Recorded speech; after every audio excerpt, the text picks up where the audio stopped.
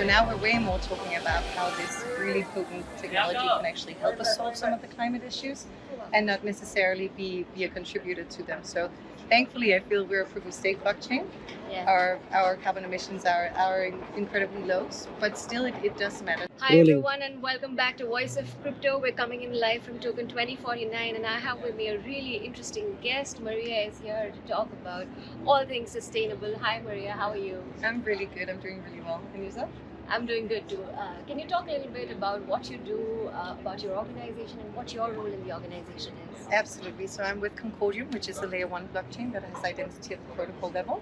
It's a native chain, and we've been around for about, I think it was founded in 2017. So we've been around for a good few years. We have about 20 projects that are live and 70 building. And it's within very different verticals, but obviously with the identity layer, we do have a bit of a niche for doing identity-based projects, or what I'm doing in sustainability and ESG. Okay. So talking about sustainability, I think that is one challenge that blockchain industry combined faced. We were sort of bad-mouthed for a really long time about not being sustainable as a sector. What is your take on it, and how is Concordium sort of battling that?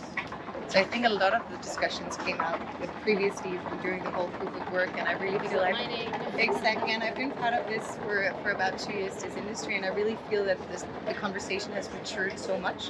So now we're way more talking about how this really potent technology can actually help us solve some of the climate issues and not necessarily be a contributor to them. So thankfully, I feel we're a proof of stake blockchain.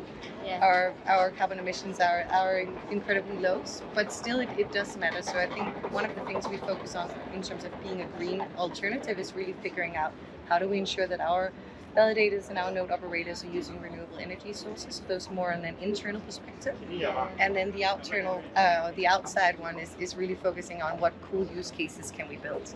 Okay. Can you talk about some of those use cases? Yes, I'd be happy to. My favorite one is, I can't have favorites, but we have a few different ones building. One of them is for the Danish National Transmission System operators. Oh. So they're the ones who own the entire energy grid in Denmark.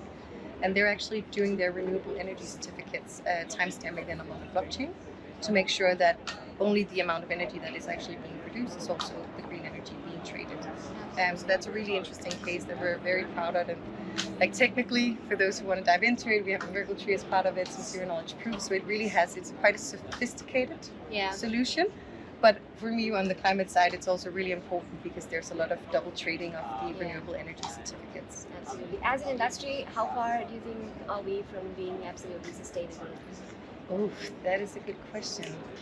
I think we're not that far out. A lot of the solutions that I'm seeing coming, like within traceability and stuff like that, is really helping us as an industry portray ourselves as a help into this industry. And then you have the refi movement, so regenerative finance, which has grown really a lot in the past year or so, at least when I've been involved. And I'm really seeing a lot of interesting way of financing climate projects.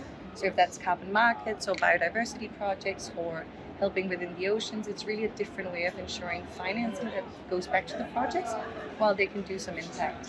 Absolutely. Thank you so much for those great insights. While we wrap up the interview, do you have any final closing thoughts?